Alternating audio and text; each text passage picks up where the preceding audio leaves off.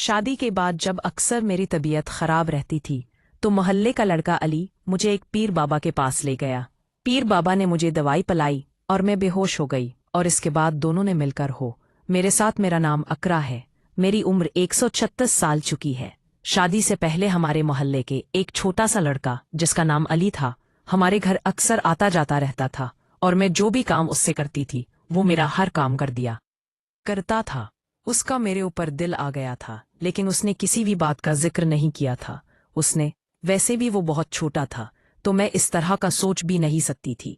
उसका हमारे घर में हर वक्त आना जाना लगा रहता था। घर में उसको कोई काम नहीं होता था तो इसलिए हर वक्त हमारे घर हीरो में ही रहता था और मेरे आगे पीछे फिरता रहता था। पी मेरी जब शादी हो गई, शादी के बाद भी अली हमारे घर आया जाया करता था। हालांकि मेरे ससुराल वाले इस चीज को अच्छा नहीं समझते थे, लेकिन फिर भी वो आ जाया करता था और सारा दिन मेरे से बातें करता रहता था।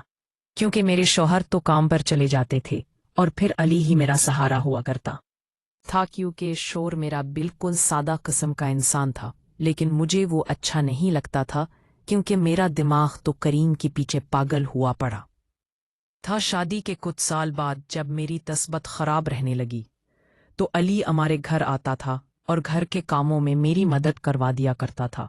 और फिर एक दिन मुझसे कहने लगा कि आपकी जो तबीयत खराब रहती है मेरे पास उसका हल मौजूद है, तो मैं आपको उस चीज की गारंटी के साथ कहता हूं कि आप बिल्कुल ठीक हो जाएंगे। दरअसल मैं एक पीर बाबा को जानता हूं जो कि तुम्हारी इस मामले में मदद कर सकता है। मैंने अली को बता दिया कि मेरे शौहर या मेरे सराल वाले मुझे इस चीज की बिल्कुल भी इजाजत नहीं देंगे कि मैं इस तरह से घर से बाहर जाऊं। लेकिन करीम मुझे कहने लगा कि देख लें, उसके के अलावा और कोई हल मौजूद नहीं है। और वो मुझे बातों बातों में भी मेरे शौहर के खिलाफ मुझे वर्गलाता रहता था। मैं भी पागल उसकी बातों में आ गई और मैंने करीम से कह दिया कि पीर बाबा से जाके बात करो और ऐसी जो भी मैसेज बसेज वगैरह देना हो वो खत के 13 साल की हो चुकी थी, उसको भी ये चीज बिल्कुल भी अच्छी नहीं लगती थी। क्योंकि अली अब जवान हो चुका था तो जब हमारे घर आता था तो मेरी बेटी उसको अच्छा नहीं समझती थी, लेकिन मैं अपनी बेटी को डांट दिया करती थी कि ऐसे नहीं, वो तुम्हारे मामू जैसा है। अली जब ये बात सुनता तो उसका चेहरा उतर जाता जब मैं उसको मामू कहकर पुकारती थी। खैर, अली पीर बाबा की तरफ से जो भी मैसेज मिलता वो मुझे लाकर दे दिया करता। मैं उसके बाबा ने खत में ये लिखकर भेजा कि तुम्हारा शोर अच्छे इंसान नहीं है, वाले से तुम्हारी तस्बीत भी खराब रहती है। तुम्हें किसी ऐसे लड़के से शादी करनी चाहिए जो कि तुम्हारा बहुत ज्यादा ख्याल रखता हो और बचपन से तुम उसे जानती भी हो। अब मेरे जहन में और कोई भी नहीं आ रहा था सिवाय अली के। वही मेरे पास रहता था और मेरी हर बात मानता था, लेकिन मुझे यकीन नहीं हो रहा था कि पीर बाबा ऐसी बात कैसे कर सकते हैं। लेकिन मैं मजबूर थी तो मैंने अपने शोर से लड़ाई झगड़ा शुरू कर दिया और शोर से तलाक लेने की डिमांड भी शुरू कर दी। शोर मेरी किसी बार का जवाब नहीं देता था और अली जब भी घर आता तो घर वाली भी उसे बहुत तना हुआ करते थे। लेकिन मेरा उसके साथ ताल्लुक ऐसा था कि मैं उसको घर से निकाल नहीं सकती थी। मेरी बहन और बहनोई भी मुझे अक्सर डांटा करते थे कि तुम यकीन चक्रों में पड़ गई हो। कौन है अली और कौन है पीर बाबा जिसकी तुम हर बात मानती हो। मैंने उनसे भी कह दिया कि पीर बाबा मुझे जो भी मशवरा देते हैं वो बिल्कुल सही होता है।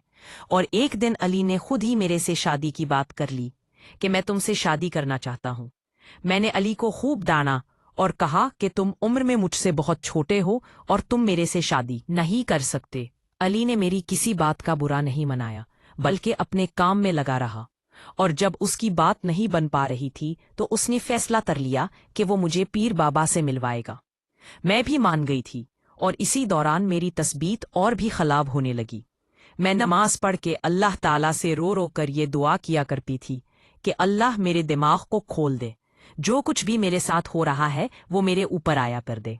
खैर, मैं अली के साथ पीर बाबा के पास चली गई।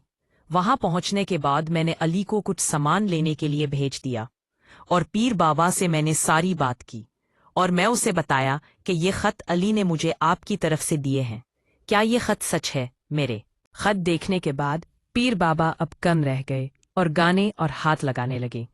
मुझे तो ये खत के बारे में कुछ भी मालूम नहीं, ये सारा खेल अली का रचाया हुआ है और अली ने है ये मुझे 500 रुपए दिए कि मैं आपसे ये कहूं कि अली से शादी कर लो, वही अच्छा लड़का है। पीर बाबा की बात सुनने के बाद मेरे पैरों तले जमीन निकल गई। कोई इंसान इतना घटिया कैसे हो सकता है कि एक शादीशुदा औरत और जिसकी 3 बच्चे हों उसको कैसे वरगल आ सकता है? और मैं भी पागल जो उसकी बातों में आ गई थी। इतने में अली अंदर आया। मैंने अपने हवास पर काबू किया और पीर बाबा ने मुझे ये भी बता दिया कि अली बहुत घटिया इंसान है, कभी भी उससे शादी नहीं करनी और हमेशा उससे दूर रहना है। अली जब अंदर दाखिल हुआ तो मैंने अपने होशो हवास में उससे कहा कि चलो हम घर चलते हैं। घर चलने के बाद मैंने अपनी बहन और बुनवी को सारी बात बता दी। उन्होंने एक प्लान बनाया कि वो अली को घर पर बुलाएंगे। मैंने अली को फोन करके घर पर बुला लिया। क्या जो शादी की बात करनी है? अली नया सूट पहनने के बहुत खुश हो हमारे घर आ गया।